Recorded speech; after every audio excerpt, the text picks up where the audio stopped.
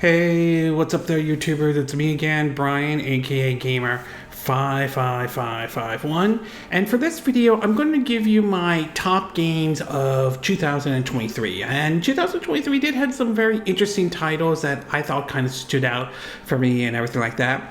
So how I'm going to do this is I'm going to break it down into the top Xbox and Game Pass games, top PS5 games, top Nintendo Switch games, top third-party games, top first-party games, and then my overall pick for 2023. Now, I am aware that this list may, or some people may or may not agree with what I say on this list and everything like that, and I get that, I understand that, I know there might be some disagreements, some folks might agree with what I said on this, some may not, I am fully aware of that, but I am going to stand behind what I said in terms of what the type of games I thought that I enjoyed and I thought were good in 2023 and everything like that. So we're going to start off with part one, and this one has to do with my pick on the top Xbox and Game Pass games of 2023. And I will say 2023, in my opinion, for Xbox in general, I thought was better than 2022. I will admit to that, though. Now, I'm not saying it was perfect, and there were definitely some misfires. Redfall is a good example of that misfire, to be exact. But I do think that 2023 was definitely better for Game Pass and Xbox in general and all. So I'm going to give you my top 5 pick for Xbox and Game Pass game. I will say at number 5, I think I'm going with Wanted Dead. I thought that was a very good game, to be exact. It plays like the kind of third-person shooters that you saw back during the the PS2, GameCube, and Xbox era, though. And in a way, it kind of feels like what Devil's Third on the Wii U should have been like when that game originally came out. Number 4 is Wulong Fallen Dynasty. This is sort of, basically I view this as like the closest thing to Neo 3 from Koei Tecmo and Team Ninja, which when it comes to the Souls-like games, for some reason I tend to enjoy the Koei Tecmo ones a bit more because of several reasons. One of those is the graphical options and just the combat in general, to be exact. So, excuse me, so to me, Wulong Fallen Dynasty is at number 4, and I'm definitely looking forward to Rise of the Roland, which comes out, I believe, in March and all. Number 3 is Sea of Stars. For an indie game, this one really blew up. I mean, I won't say on the same scale as, say, what Baldur's Gate 3 or Elden Ring was in 2022, but Sea of Stars definitely caught a lot of people's attention as it kind of felt like a throwback to the old school JRPGs, particularly with basically with Chrono Triggers and all, and basically acting as a prequel to the Messenger and taking place in that kind of universe, though. So Sea of Stars is definitely a good one, and definitely one I would recommend, especially if you have Game Pass or not, or whatever system choice that you have out there.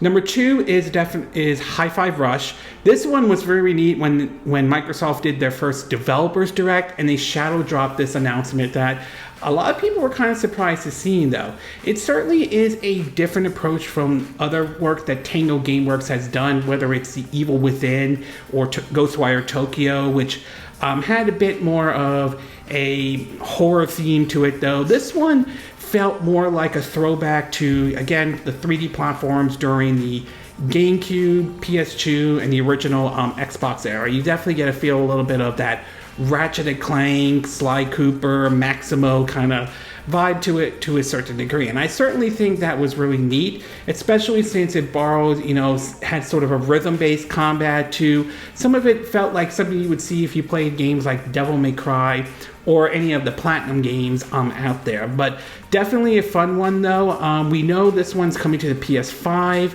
and there are rumors going around this might be coming to the Switch successor or Switch 2. But if you have Game Pass in general, I definitely would recommend Hi-Fi Rush and give that one a look, especially if you like 3D platforms in general.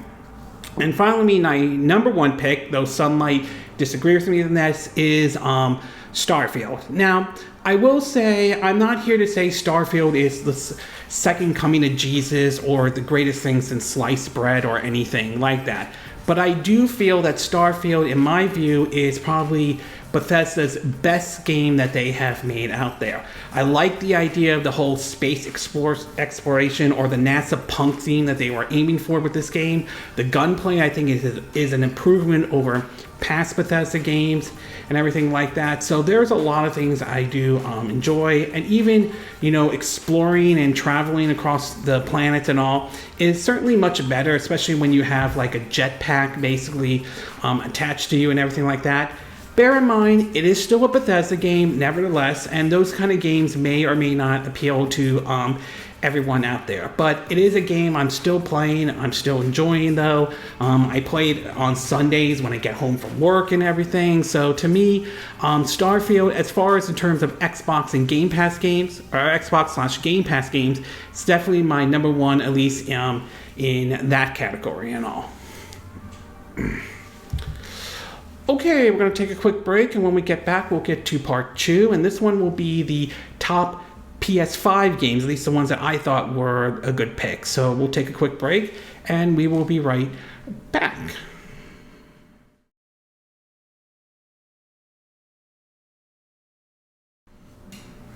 Okay, and we are back with part 2, and for this one, we're going to go into my pick of the top PS5 games that were released in 2023. Now, I will say 2023, I will say for the PS5, was a little bit more mixed than I think a lot of people do realize. I mean, there were certainly some good games released for it, and there were some good third-party releases if you were planning to pick up, you know, third-party releases for, you know, the PS5. But as far as anything like big first parties, I mean, it's not that Sony can't make good first-party games. They can. It's just that I just think a lot of it I think the whole idea of pushing for just the AAA kind of experience kind of has sort of basically made us wait longer for a lot of these games come out. And same thing with recently we were hearing that we may not see any big titles until like 2025, which is that raises certain questions. But still, PS5 did have some good releases though. Sadly, I only have 3 games that I've seen so far that were my top PS5 pick that I picked basically for the top PS5. At number 3 though, and before I do want to point out, I apologize if I didn't get into reviews of any of these games. So some of these games I haven't done a review on. If I haven't, I apologize. I'm trying to get to them, but, you know, a lot of things happen, though. But anyway, moving on. Number 3 is Armored Core 6, Fire of Rubicon, though. Now, I'll admit I'm not a big Armored Core fan or anything like that, though. And in fact, the only thing close to Armored Core that I played was, I think, 2019's Damien X Machina from the Nintendo Switch. But the Armored Core series has been around for a while, and mostly especially from FromSoft, but mostly FromSoft really started to explode out there with, you know, their Souls-like games, you know, like Dark Souls, Demon Souls, Bloodborne, Sekiro, Shadow Die Twice, and of course Elden Ring that blew up. And now apparently we have, you know, Armored Core 6 Fire of Rubicon, which is a little bit different than what it is with the other games though, but there's definitely DNA of it being the Souls-like games that's in there, which again can be good or bad depending on how you want to look at it though. I mean, the game does follow the approach of, you know, armoring up your mechs, making sure that they are strong and able to handle certain weights, and looking at what weapon and what exactly works for it, and going into like the battlefield. And rather than take an open world approach that Elden Ring did in terms of its game, this one tends to be a bit more on the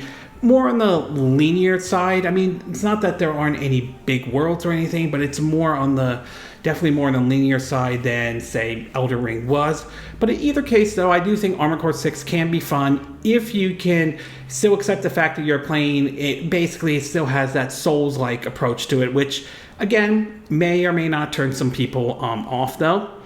At number 2 is Final Fantasy 16. Now, this game is somewhat controversial to a certain extent, especially the direction that they were going with this game. And I think this can be both either a good or a bad thing, to be exact though. I think on one hand, I think Final Fantasy 16 is a good game. It does borrow a little bit of the DNA from, games like the Devil May Cry series, and some of the folks who worked on that helped with this game in a way. And in other words, it certainly isn't bad or anything like that. And the story definitely has a little bit of a Game of Thrones vibes to it to a certain extent though.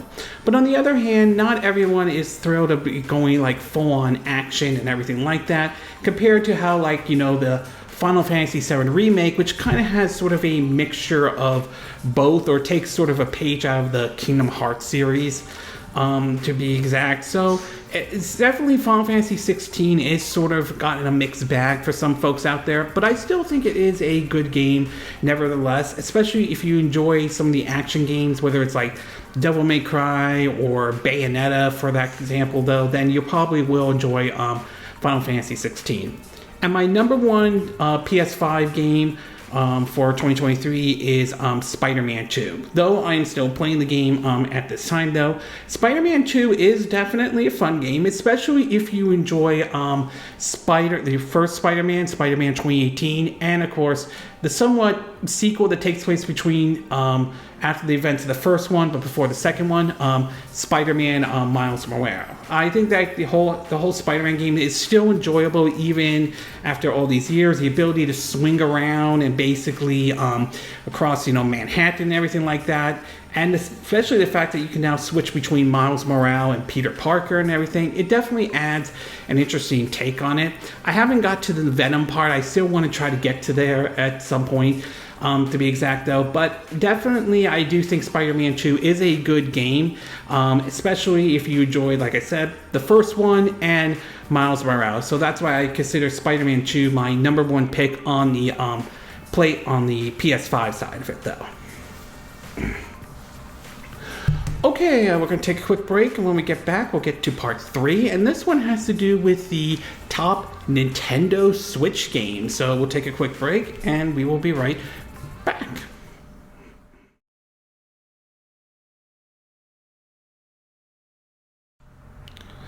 Okay, and we are back with part 3 of my top pick of games for 2023. And for this one, we're going to be taking a look at my top pick for the Nintendo Switch, particularly Nintendo Switch games though. Now, I will say 2023 was pretty good for Nintendo, especially with several heavy hitters and everything like that. Not to mention, in general, it was good for Nintendo, especially with the Super Mario Bros. Movie and how well that did at the box office though. I will admit 2024 kind of remains to be seen at this time, especially if will we or will we not see the Switch successor or the Switch 2 on this year, and it remains to be seen what games Nintendo might be offering for this year. But for 2023, there were definitely some heavy hitters that they put out that I thought really were enjoyable and all. So we'll start off with number 5 with Fire Emblem Engage. I will say, ever since Fire Emblem Awakening came out, though, that series has really started to gain more and more attention, though, and we've seen different entries on, ranging from on the Game Boy, on the 3DS, to even different entries here and there, to even now making its way onto the Switch. But Fire Emblem Engage is the one that kind of interests me a little bit. One of those areas was the visuals, which was pretty surprising considering the fact that basically visuals was really a top thing for the Fire Emblem series though, so this one kind of surprised me a little bit on that. But in either case, the gameplay is still enjoyable. It still plays somewhat of the tired and true formula that the Fire Emblem series is well known for. I know there was some controversy with the whole relationship or marriage or anything like that, and while I understand some of the controversy, and I kind of do understand why I think it is a little ridiculous they took the relationships out.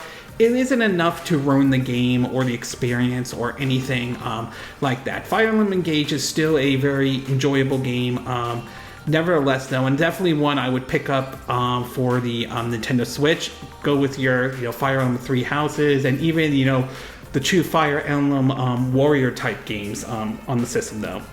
The next one I do want to talk about is Bayonetta Origins, Cereza, and the Lost Demon. Now this was teased for those who picked up Bayonetta 3, which is supposedly at the time seemed to be the last entry, at least the conclusion of that trilogy, to be exact though.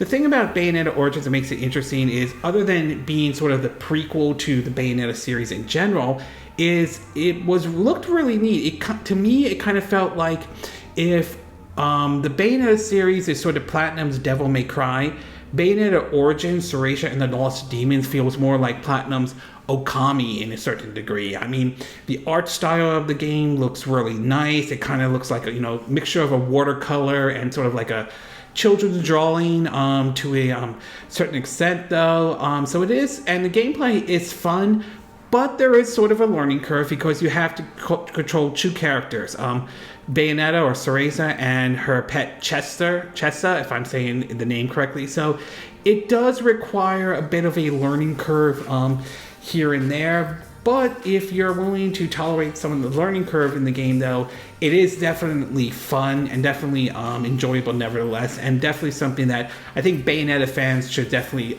take a look at all. Number 3 on this one goes to Metroid Prime Remastered. Ever since Metroid Prime 4 was rebooted back in 2019, and there's been claims we might see Metroid Prime 4 in 2024, but who knows if that will happen. There have been some people wondering, if we'll see something like maybe the Metroid Prime series make its way over to the Nintendo Switch. There were claims that the game was done, but Nintendo was sitting on it though. And I always thought, and when it was announced or rumored that this was going to be like a remaster to a certain extent, I was kind of mixed on this because I thought it would have been better if they ported just the trilogy, Metroid Prime trilogy that was released on the Wii, bring that over to the Nintendo Switch instead. But in either case, we did get one of the Metroid Prime games under the name of Remastered, which does give the game a bit of a fresh coat of paint and everything, but it definitely, I will say, definitely but definitely it still plays well, especially with some of the modern controls that they added into the series and everything like that. So it definitely makes it a very fun and enjoyable entry, especially for those who may have missed out on the game when it originally came out back in 2002 for the Nintendo GameCube and all.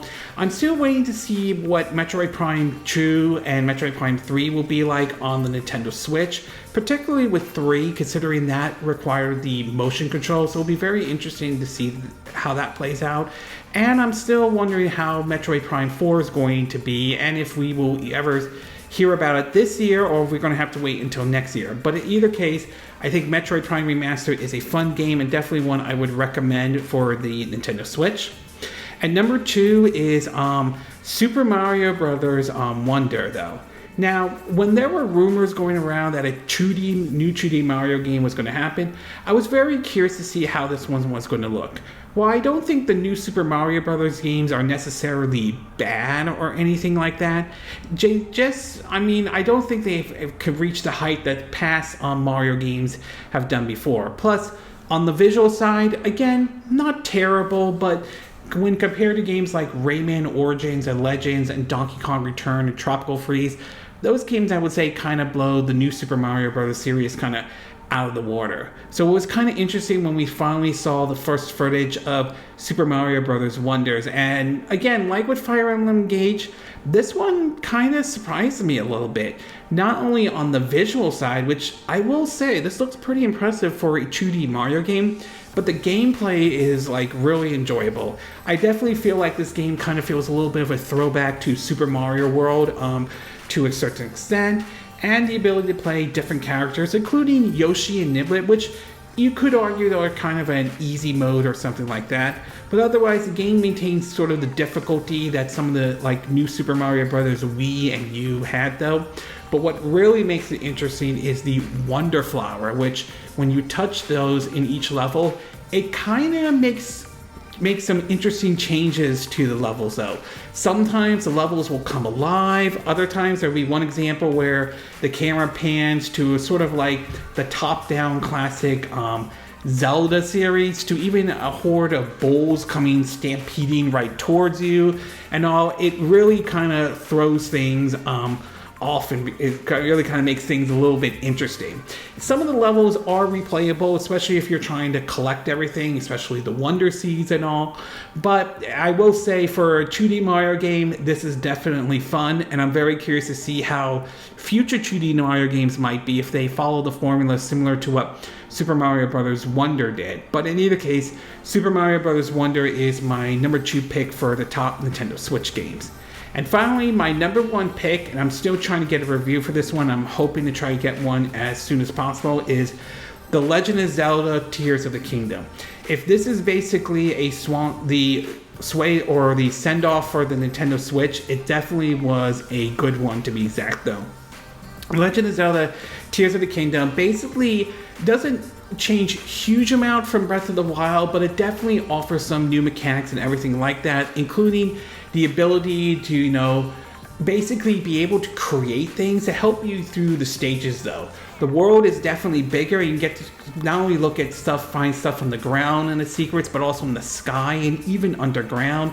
But you also have the ability to basically make things and everything like that. Kind of like similar to what you see like in like in Minecraft or something, where you like can build something and all. And in this case, you craft it and create it. It can be useful, especially if you're going against tougher enemies. Other times you may not have to at all if you can find a way around it and be able to handle it and everything like that. So it does follow close to the formula that the Breath of the Wild does.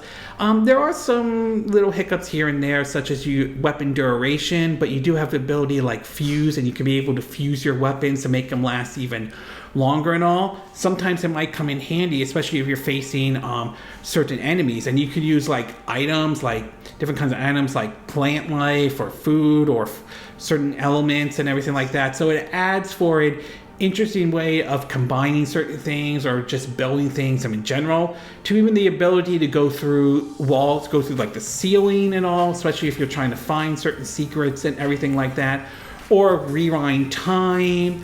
And also, it's a really, really neat mechanic that they have into it though, and it's definitely my number 1 pick for the Nintendo Switch and all. Okay, we're going to take a quick break, and when we get back, we'll get to part 4, and this one has to be my top third-party pick games that I thought, from third parties that I thought stood out the most for basically 2023. So we'll take a quick break, and we will be right back.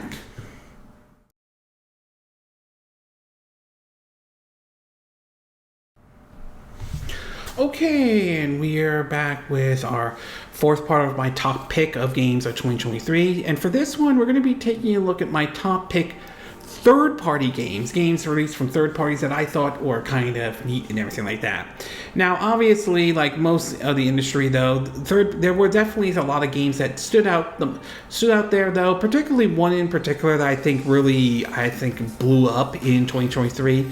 But there were also, unfortunately, we had layoffs here and there and all. But still, 2023 did have some pretty good releases or anything like that. So we'll start off with number 5, and I will go with the Red Dead Redemption's remaster that was released on both the Switch and the PS4.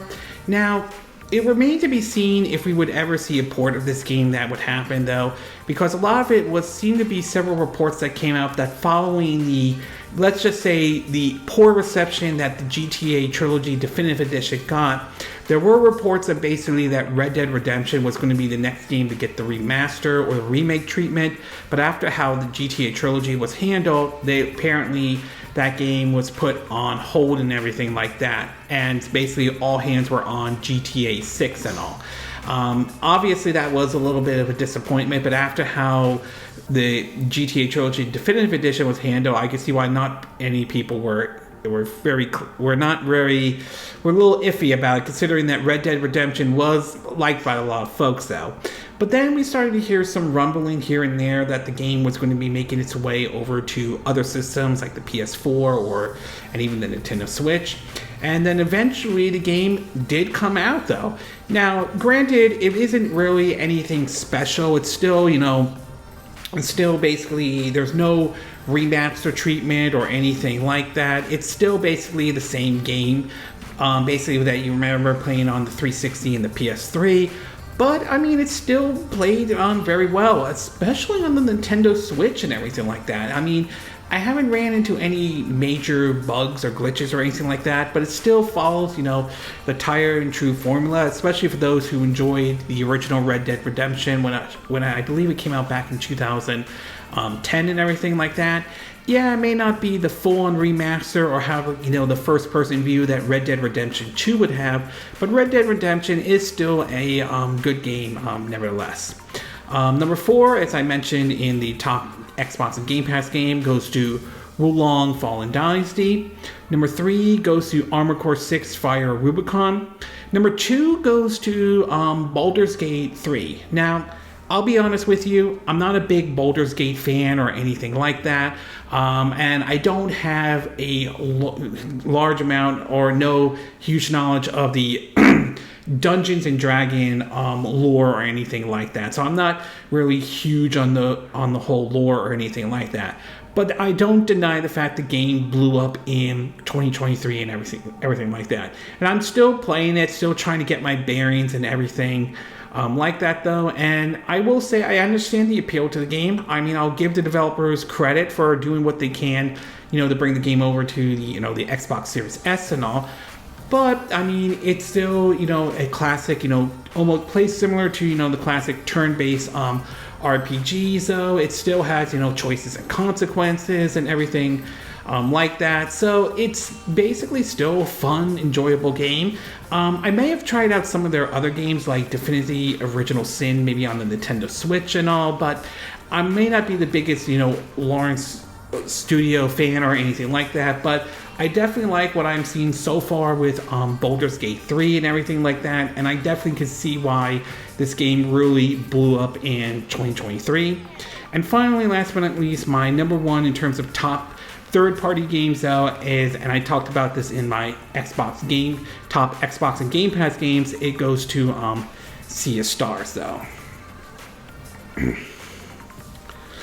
Okay, we're going to take a quick break. When we get back, we'll get to part 5. And this one has to do with the top first-party games. So we'll take a quick break, and we will be right back.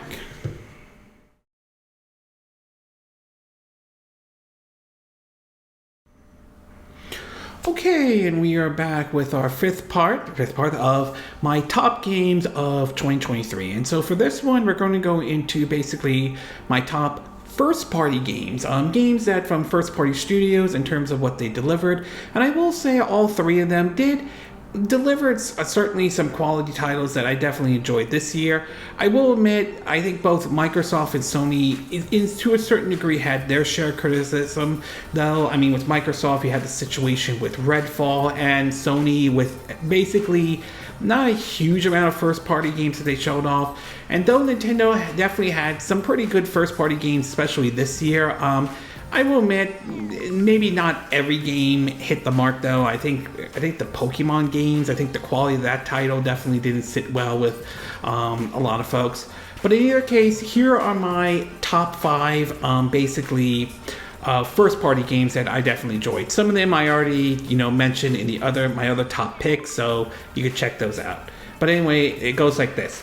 At number 5 is Spider-Man 2. Definitely probably one of the best games on the PS5 for 2023 and everything like that. Number 4, Hi-Fi Rush. Definitely a fun game. Recommend that, especially if Game Pass. Number 3 is Starfield. Again, I enjoy that game, especially since it's, especially if you like Bethesda RPGs in general. At number 2 is Super Mario Brothers Wonder. And at number 1 is The Legend of Zelda Tears of the Kingdom, though. So those are basically my top 5, at least first-party games for the Nintendo. I mean, I meant my top 5 first-party games for 2023 and all. Okay, we're going to take a quick break, and when we get back, we'll get to our 6th and final part, and this will be my overall pick of games of 2023 in terms of, and this will be like the top 10 and everything. So we'll take a quick break and we will be right back.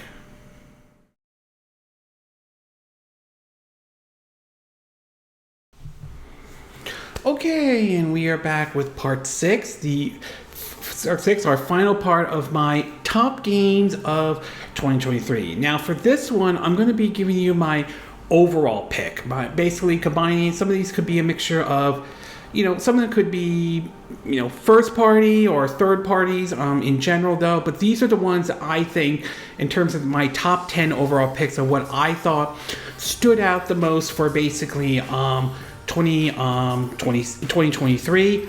If you're basically wondering, if in case want more information, I'll have links to some of these games. I'll have my reviews on them. You could check them out if you want my take on some of these games and all.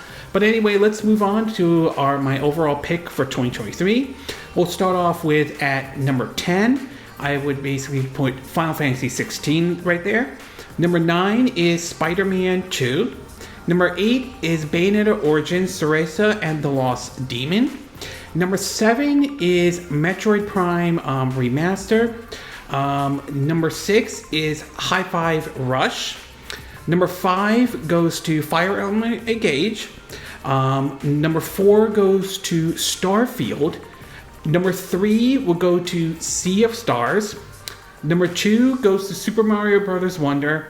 And my number 1 overall pick for 2023 is The Legend of Zelda Tears of the Kingdom. So these are the games that I thought stood out the most in 2023 though. I think, to me, Zelda the Tears of the Kingdom was I would say my best overall pick for 2023 in general. I know some will disagree with me and point to, Baldur's Gate 3 and all, and don't get me wrong, I got nothing against Baldur's Gate 3. I respect that game. I respect the studio that worked on that game, and I don't deny the fact that that game blew up in 2023. I absolutely am not going to dispute that argument, just like how Elden Ring blew up in 2022, and to some extent I think Sea of Stars did the same thing, blew up in 2023. But being a longtime Nintendo fan that I am, I think Tears of the Kingdom, in my view, is my number 1 overall pick and my number 1 game for 2023 in general and everything like that. Like I said, I'm a longtime Nintendo fan, that is the case. But I mean, some of the other games I pointed out are pretty good. I think Hi-Fi Rush, like I mentioned, that surprised a lot of people when that was shadow dropped though. Starfield, I understand, was kind of mixed, but for some folks there, but I still enjoy it. I still think Bethesda RPGs are still fun in general. Super Mario Bros. Wonder, I definitely enjoyed that game. To be exact, I'm a fan of 2D Mario games, and the Mario movie, I enjoyed that as well. So, I mean, these are definitely my picks for a lot of the games that I definitely enjoyed in 2023, though. It'll be interesting to see how 2024 plays out. And we will get some surprises, maybe we won't. But in general, it's going to be very interesting to see how 2024 plays out for both Sony, Microsoft, and Nintendo as well. Okay, this concludes my top games for 2023. And again, these are my opinion or my choices. What are yours? What are your thoughts on my top games for 2023 though? Do you agree with this list, or do you agree with the ones that I mentioned? Do you disagree? Were there games you think think that should have been on this list in any way? Do you agree with me making Legend of Zelda Tears of the Kingdom my overall pick? Do you think Baldur's Gate 3 should have been the overall pick instead, or another game in general? Do you agree with what I said in this video? Do you disagree? Do you have a difference of opinion?